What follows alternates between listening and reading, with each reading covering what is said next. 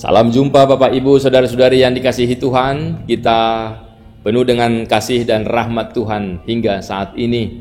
Oleh karena itu kita senantiasa memuji Tuhan dan selalu beroleh kekuatan darinya karena kita memberi diri untuk disapa oleh firman Tuhan. Kasih karunia dan damai sejahtera dari Allah Bapa dan dari anaknya Tuhan Yesus Kristus kiranya menyertai hati dan pikiranmu. Amin.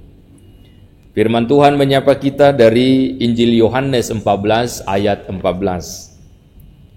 Jika kamu meminta sesuatu kepadaku dalam namaku, aku akan melakukannya. Demikian firman Tuhan. Saudara-saudari, obat terbaik untuk hati yang gelisah adalah doa.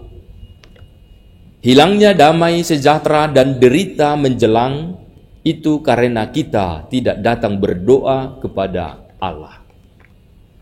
Bagaimana kita datang berdoa kepada Allah? Tentu sebagaimana di dalam nas ini dikatakan dalam ayat 12, kita harus berdoa dalam iman.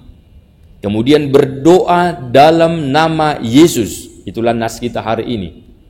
Berdoa dalam nama Yesus ini bukan mantra. Namun agar apa yang engkau minta sesungguhnya itu juga berkenan bagi Kristus untuk kemuliaan Allah. Yang kemudian berdoa dalam ketaatan karena kasih. Itu dikatakan dalam ayat 15. Bila Anda mengasihi seseorang, Anda menghormati namanya dan tidak mungkin merendahkan namanya. Dengan demikian jika kita memanggil nama Allah, maka kita sesungguhnya hormat dan taat kepada Allah. Jadi, seandainya ada niat jahat di hatimu ketika engkau berdoa, tentulah doamu tidak dijawab oleh Tuhan. Jadi, berdoa harus selaras dengan kehendak Tuhan. Kemudian disertai dengan iman dan adanya kerinduan untuk mempermuliakan Bapa di sorga. Saudara-saudari, sebelum berdoa, apakah Anda benar-benar yakin kepada siapa Anda berdoa? Ada orang yang tahu kisah tentang Yesus sejak dilahirkan hingga kematian dan kebangkitannya. Namun hanya tahu saja. Sebab hanya tahu saja itu tidak cukup. Padahal kata tahu hanya memenuhi kebutuhan akal intelektual kita semata. Sementara kita butuh pengenalan yang lebih dalam tentang Yesus, bahkan melampaui akal pikiran. Dan itu hanya dapat kita peroleh melalui relasi hubungan yang akrab dengan Tuhan. Maka dalam Yohanes 14 ini diceritakan bahkan para murid Yesus sendiri yang telah cukup lama mengikut Yesus ternyata belum mengenal Yesus dengan baik. Hal itu tampak ketika Yesus menyampaikan tentang kepergiannya. Para murid menjadi gelisah, takut kehilangan, takut ditinggal.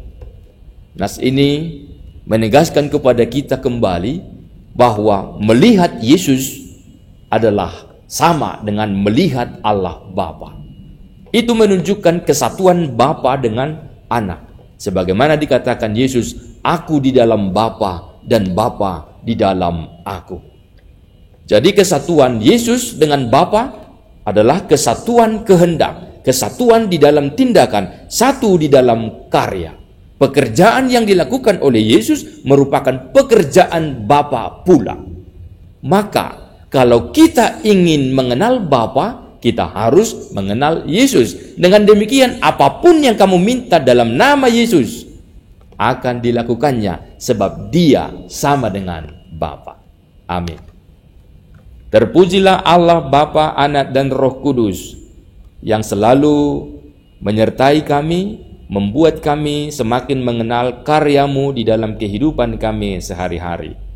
Dan Engkau telah mengingatkan kami, jika kami berdoa di dalam nama Tuhan Yesus, maka kami akan beroleh jawaban dari apa yang kami minta. Karena iman kami, karena ketaatan kami, dan karena Engkau juga mengenal kami.